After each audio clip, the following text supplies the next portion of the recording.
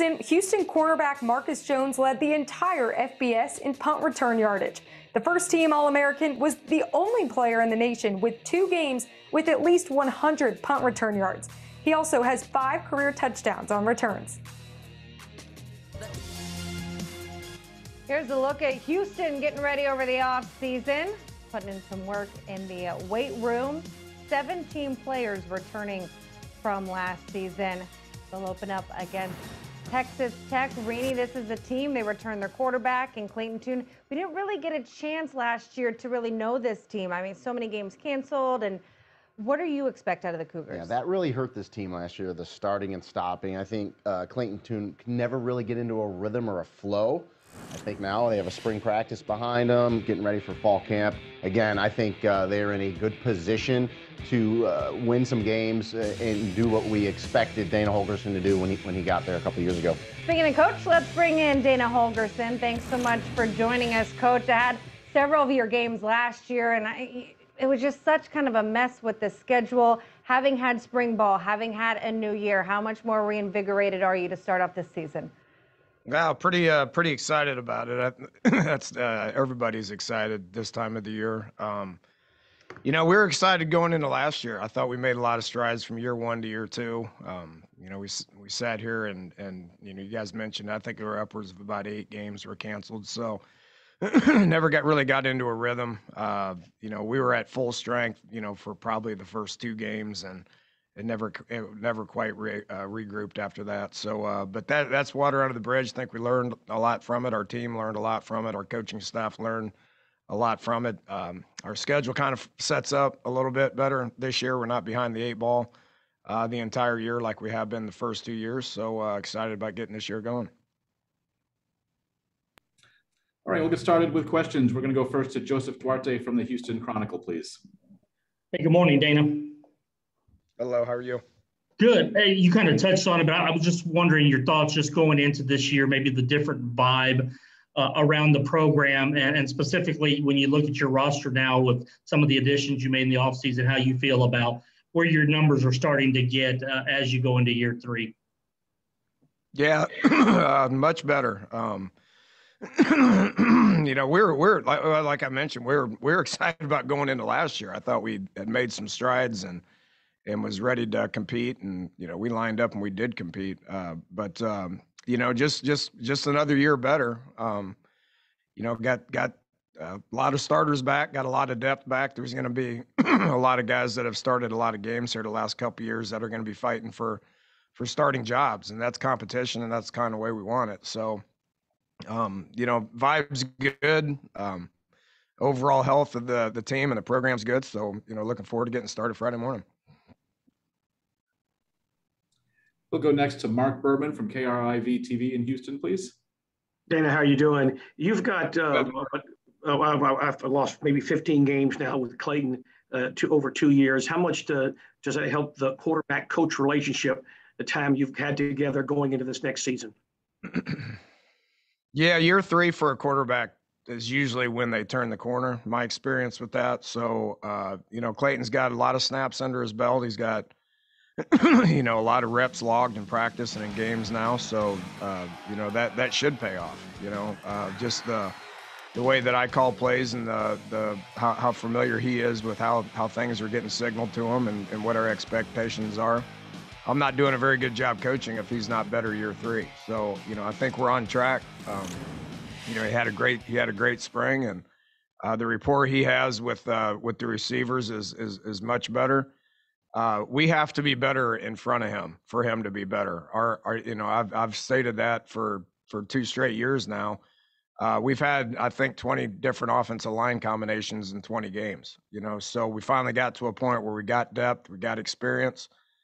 Those guys got to be consistent. Those guys got to gel, and those guys got to do their job. And it's hard for a quarterback to do that when he knows guys in front of him are a little deficient. We've been deficient in front for the first couple of years, but Brandon Jones has made a lot of progress, and we have a lot of bodies that, one, they need to remain healthy. 2, they need to improve. 3, they need to compete for playing time. And when we do have unfortunate injuries happen, we can plug people in that have experience and not put people in there that aren't ready to play. So that plays a big part in how that quarterback plays. We'll take the next question from James Muller from the Cougar, please. Yeah, Dana, speaking about the defensive line, you sort of raved about how the depth you've grown in the spring, and just going off losing a guy like Peyton Turner, who's a game changer, but one guy you talked about that really impressed you over the spring was Logan Hall. Can you just talk about what makes him a special player and sort of the development you've seen from him and what you expect from him in this season? Well, I was happy that PT, ended up, being a first rounder, but we only had him for about 3 games last year. So we learned to play without him for the remaining 70% of the season last year. So people forget that. Logan's just kind of coming into his own. We got a lot of experience on the defensive line right now, not just Logan Hall coming into his own, but Derek Parrish has got a ton of snaps at defensive end. David Anini's got a lot of snaps at defensive end. One guy that kind of started to stand out there towards the end of spring was Latrell Banks in that nose guard. So who's got, Division I experience and a lot of playing time and is an older, mature guy as well. So same thing that kind of talked about on the O-line. Now we got a lot of depth on the D-line, and we got guys that are competing and for playing time. And, those guys, we like to rotate those guys a good bit. So when you rotate them, the next group's got to be able to go in there and play as well. But, it's the same comment. It's the same thing that I said about the O-line. You got to have depth, and you got to have guys that run there, compete for playing time. And we got that at this point. We'll go next to Chris Vanini from The Athletic, please. Yeah, Dana, obviously conference realignment is a popular topic right now. You used to be at West Virginia. Now you're at Houston, which is brought up for a lot of things. What do you just kind of make of that whole situation? Well, I don't have any insight, if that's what you're asking. I don't think anybody really does at this point. It's going to be a little bit of a work in progress. It is fairly ironic that, when I was at West Virginia was pretty much in the Big East, which is now kind of a combination of which is really the American, which was, Conference USA and the remaining of the Big East, and saw that transition happen. I think Houston's positioned themselves where I think anybody'd be happy to have them, but we're happy being where we're at right now. This conference, the American, is incredibly tough. The games and the teams that we've played here for the first 2 years, I'd put up against anybody. The conference is strong. The teams are strong. I don't see a whole lot of difference in where we're at right now and what the other conferences are like. And I can say that based on being in the Big 12 for 15 years. So, realignment's happening. I think we all know that. Where it's headed, I don't think anybody knows. We'll go next to Dan Tortora with Wake Up Call DT, please. Coach, kind of going off of that, being at West Virginia, what are your thoughts? As you said, realignment is happening. It's going to occur. Would you imagine a world where West Virginia goes and joins some of the schools that they had in the Big East and the ACC, and just how you kind of take all this now looking on the outside of the Big 12? Well, I can't speak for where they're at right now, but when I took this job at Houston, I knew that Houston was always going to be in the conversation no matter what. Houston's has great leadership with Renew Couture, with Tillman Fertitta as our chair, Chris Pesman as our athletic director. Our student body enrollment's upwards of about 72 to 73,000. Our academics are tier 1 status. We're building a medical school. Our other sports programs are doing great. Football's, been in New Year's Six Bowl in the past and will be there again. So Houston will be in that conversation is the only thing that I can say. And then as far as the college football playoff expansion, your thoughts on 12 and what that means for the American? Yeah, it's a no-brainer to me. I mean, I've always felt like it was a no-brainer. I'm not going to go as far as my buddy Mike Leach says, where we got to get 64 teams and have a massive playoff. But 12 makes sense. I've said 16 makes sense to me. I worry about what that would do to some of the bowl games out there. But 12 is, what's been proposed, and we support that. Houston supports that. The last head coaches meeting I was on in the American supports that. Just makes sense. What other sport, what other division, what other anything, basically lines up in the beginning of the year and has no chance of making the playoffs. I mean, really, our sport's the only one that exists out there. Doesn't make a whole lot of sense, and I think we need to change it. Thanks, Coach. I appreciate it. We'll go back to Joseph Duarte from the Houston Chronicle, please. Dana, I got a scheduling question for you. Would you be interested in an international game for Houston, or do you like those type of games? It's been brought up. Pez did it when he was at Cal. They went to Australia, and he's a big fan of it. I'd have to look into it and research it. How much it would take out of our team is something that I would have to look into very closely. If the travel would set us back and we had to play 6 days later or whatever, I don't know if I'd be a big fan of that. But if you built it in, and you had like 2 weeks to recover, and you played on week 0, I think it's only a matter of time before everybody plays on week 0. I don't know why we wouldn't. There's nothing going on week 0, so you might as well play on that day. Build in more bye weeks, to be able to rest and recover. We would entertain it. Just where it is and who we play and how much rest time and how much money we make, I think would play a big factor in that. We'll take the next one from Dayon Dunlap from Max Sports, please.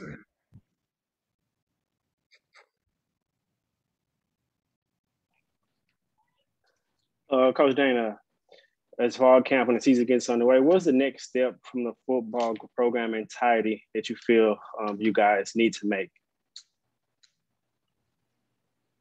Pretty much win games. We'll put that at the top of the list. I don't know. We got, there's a lot of things that we need to do from a program perspective, and we're chipping away at all that. But, just lining up and continuing to improve, and, the end result is you got to turn those things into wins.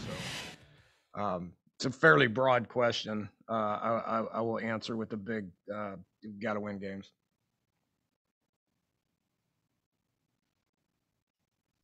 Take the next one from Mark Berman, please.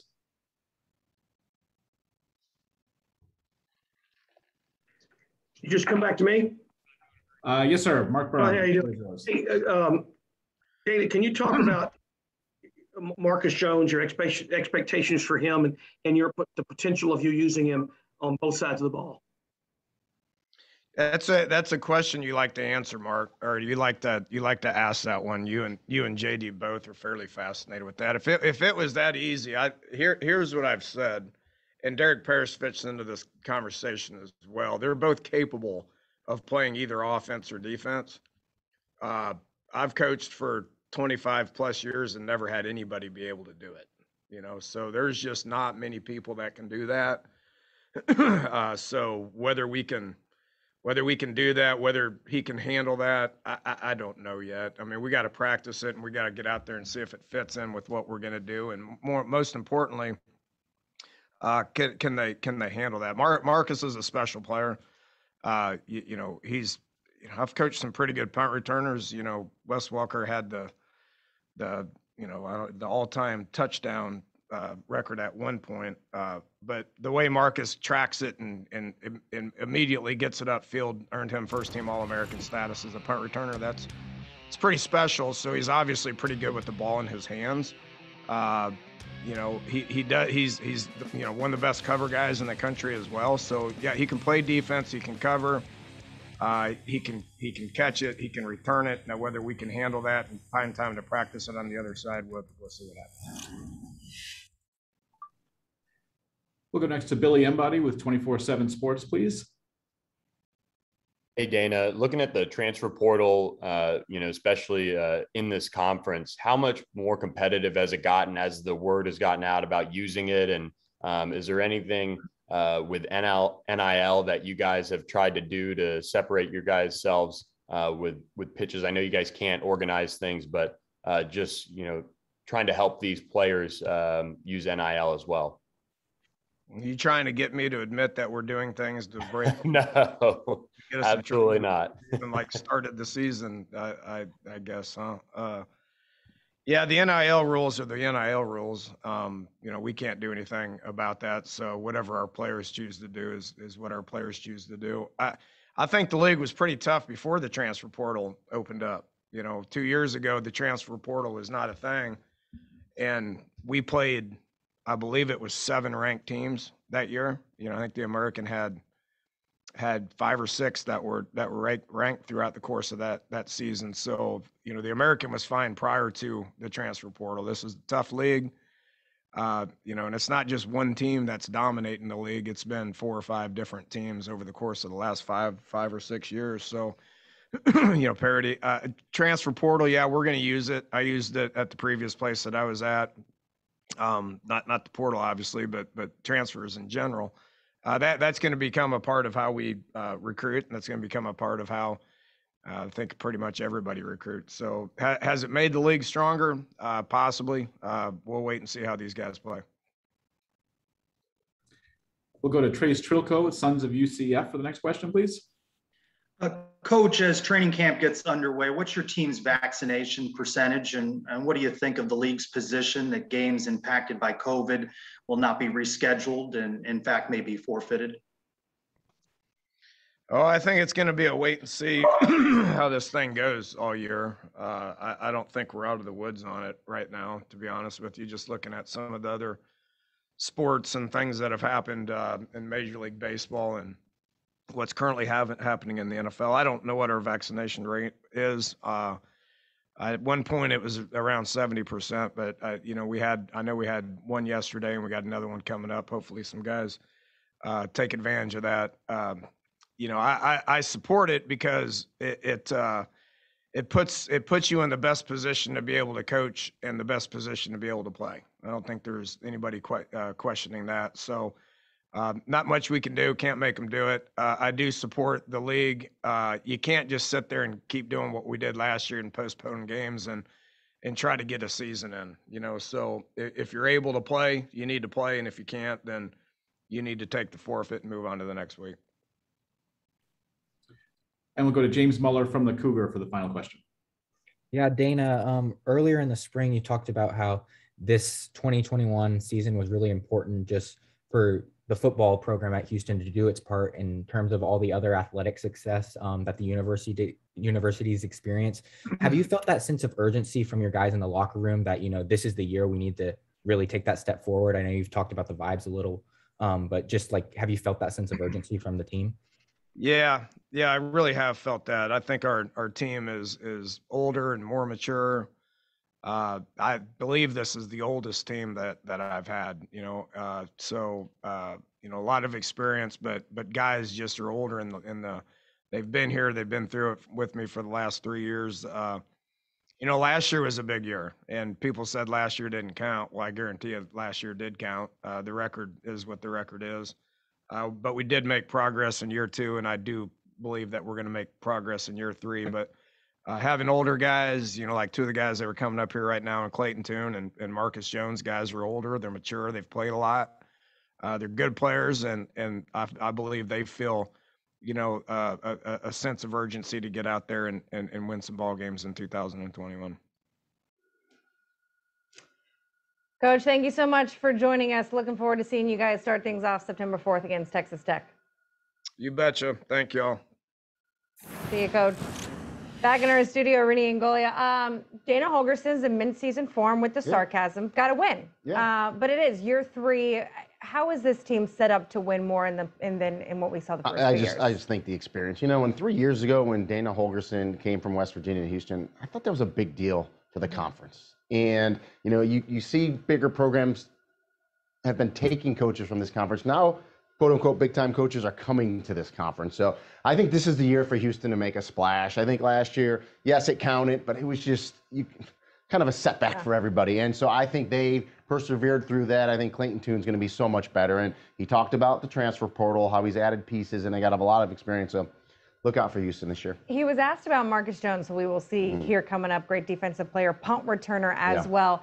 As a guy who played, how hard would that be to be able to play both sides? I mean, the last true two-way player, I'm dating myself, is a guy by the name of Gordy Lockbaum. He did it at Holy Cross in the 80s, and he legitimately played safety and running back. And so, like he said, it's to legitimately play it full-time, it's virtually impossible. You can sprinkle him in here and there and have a package, but Marcus Jones is going to touch the ball in the return game because he's arguably the best returner in the nation. So he's going to have his hands on the ball. For Clayton Tune, who we'll see here in just a second, his third year, but really could be like his first full season. Didn't start 2 years ago. Last year only played 8 games. To be able to get the keys to the offense and look at an entire year, how much more room for development is there for him? A lot. I mean, last year was just so choppy, no flow, no rhythm to the season.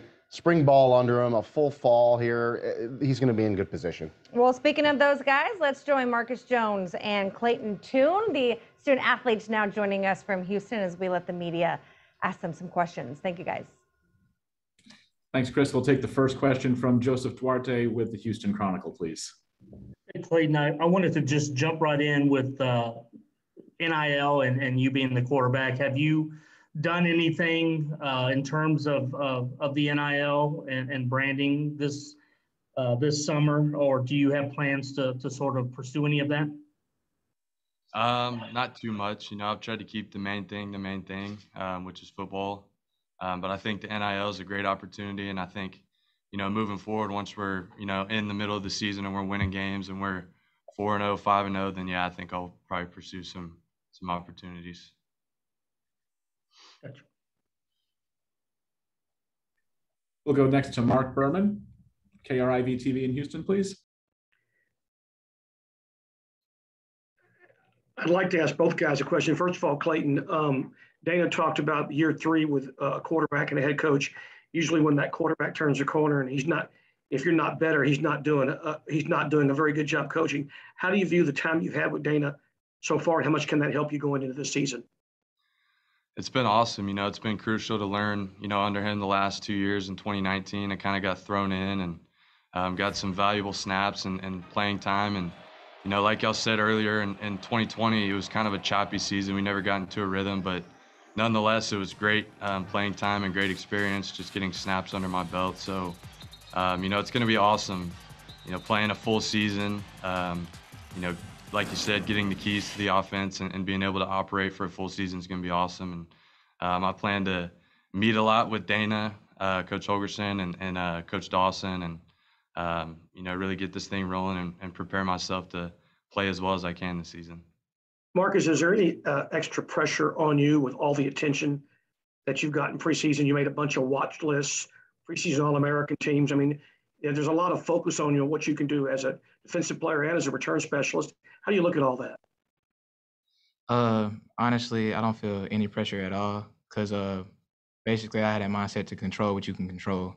So I don't really worry about all the other things. I'm thankful for it and all the watch lists and stuff like that, but my mindset, control what you can control. We'll go next to James Muller from the Cougar, please.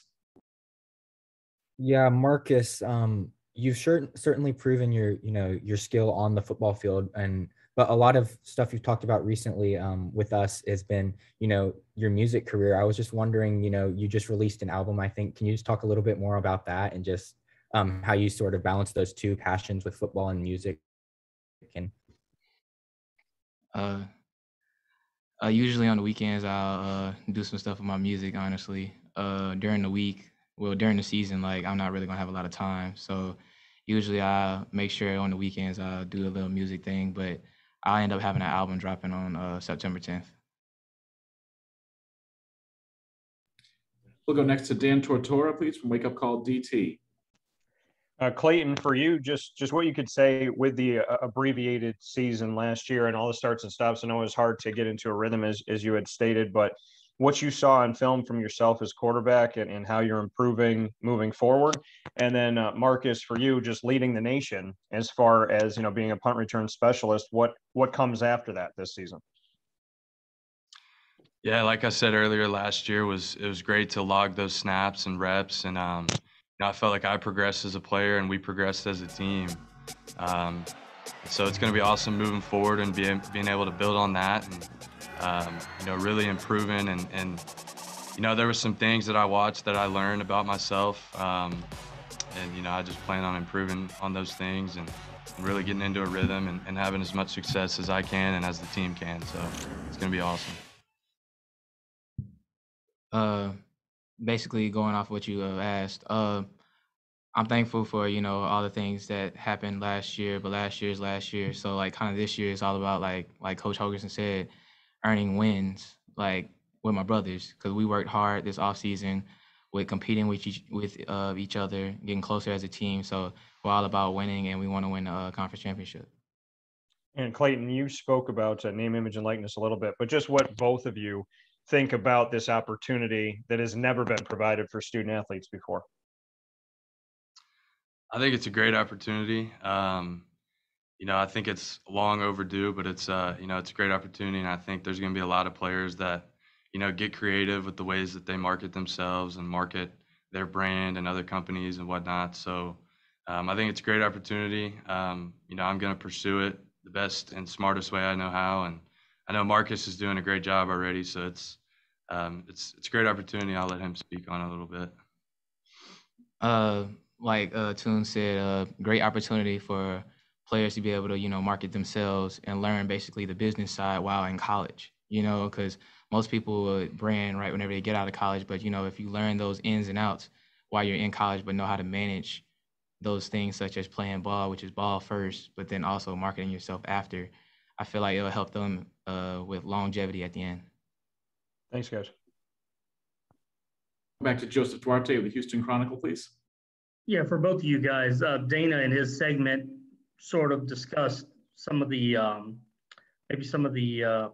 how the locker room feels about this season and the sense of urgency after the last couple of years. Clayton first, how do you feel about this season in terms of maybe needing to respond and have a good season after the struggles of the last two? Yeah, I think everybody's just kind of sick of kind of the stuff that we've been through and sick of not winning as many games as we know we can and as we should. So I feel like there's a different vibe in the locker room, different vibe about all the players and the coaches and everyone involved in the program. So, I wouldn't say our back's against the wall, but I think people are kind of ready to scratch and claw and fight for wins and the wins that we know we can win and deserve to win. So. What about you, Marcus? To go off that, all those hard off-season workouts that we've been doing, all of those hard practices and the heat and everything, we know what we are basically capable of. So we just gotta work together, stay on the right track, have our mindset right, and just basically do what we gotta do because we know what we're capable of, and basically, win the conference championship. If I can do a quick follow-up, Clayton, you've got two guys behind you fighting for the backup job. Anything that you've shared this camp with them in terms of getting those guys, experience and reps to be ready if they need to be? Yeah, first off, I like to lead by example and kind of show them how to do it. And I try to focus on doing everything the best way I know how and kind of displaying that to them. And then, obviously we'll meet together and go over plays and concepts and certain ways to handle situations. I think those guys behind me are doing a great job. And, I think when the time comes for them, I think they'll be ready. So. Thanks. Okay, we'll take the final question from James Muller from the Cougar, please. Yeah, Clayton, you've talked about just evolving, as a quarterback in year 3, and this year you have some new younger faces in the receiving corps. Can you just talk about how you go about, creating that chemistry with them and really gelling so that when the opener comes around that you'll be ready and you guys can have that chemistry that you want in terms of you and your receivers? Right. So, during the week we'll throw as quarterbacks and receivers and running backs and tight ends, whatever.